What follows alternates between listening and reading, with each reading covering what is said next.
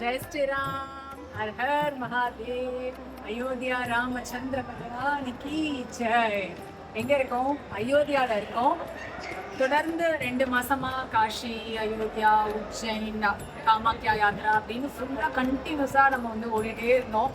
சுத்தமாக பிரேக்கே இல்லை. 2 மாதம் ஆயிடுச்சு ஊர்லேருந்து வந்து.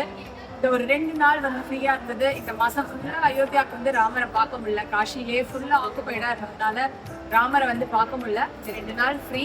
இதோட அப்படியே திருப்பி ஒரு பிரேக் எடுத்துட்டு ஊருக்கு போக போகிறோம். அதுக்கு முன்னாடி ராமரையும் வந்து பார்த்துட்டு போகலாம் அப்படின்னு சொல்லிட்டு இன்னைக்கு வந்து ஃப்ரீயாக இருந்ததுனால எங்கள் ஐயாவை ராமரை பார்க்கறதுக்காக வந்திருக்கோம். இங்கே வந்து இப்போ வந்து அயோத்தியா ராமர் கோயிலுக்குள்ளே இருக்கோம். ஃப்ரேம் போட்டு ராமரை வச்சுருக்காங்க. எப்படி ஜொலிக்கிறார்.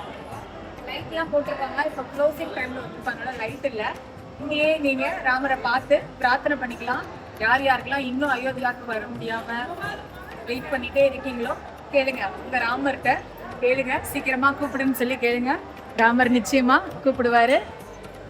ஜெய் ஸ்ரீராம், ஜெய் ஜெய் ஸ்ரீராம். எவ்வளோ அழகாக இருக்காரு பாருங்க. ராஜாதி ராஜன். குருவே சரணம் சரணம். அயோத்தியா ராமச்சந்திர பகவானுக்கு ஜெய். ராமரை போய் கண் குளிர தரிசனம் பண்ணிட்டு இங்க பாருங்க எங்க உட்காந்துருக்கோம். சரியூல உட்காந்துருக்கோம். என்னடி பண்ணிட்டு இருக்கீங்க இந்த ராத்திரியிலன்னு கேக்குறீங்களா? யாத்திரிகள் யாரும் இல்லை. ஒரு 2 நாள் ஃப்ரீ. அதனால ராமரை வந்து தரிசனம் பண்ணிட்டு ஊர்ல இருந்து கிளம்பி 2 மாசம் ஆயிடுச்சு. திருப்பி ஊருக்கு போறதுக்கு முன்னாடி ராமரையும் வந்து தரிசனம் பண்ணிட்டு போகணும். இந்த 2 மாசம் எத்தனை இடங்களுக்கு ஏறி இறங்கியாச்சு. காஷி, காமாக்கியா யாத்ரா, நம்மளுடைய ஆதிசக்தி பீட யாத்ரா, உஜ்ஜைன் யாத்ரா அப்படின்னு எல்லா யாத்திரையும் முடிச்சுட்டு மறுபடியும் ஊருக்கு போகிறோம். ஒரு சின்ன கேப்புக்காக போகிறோம்.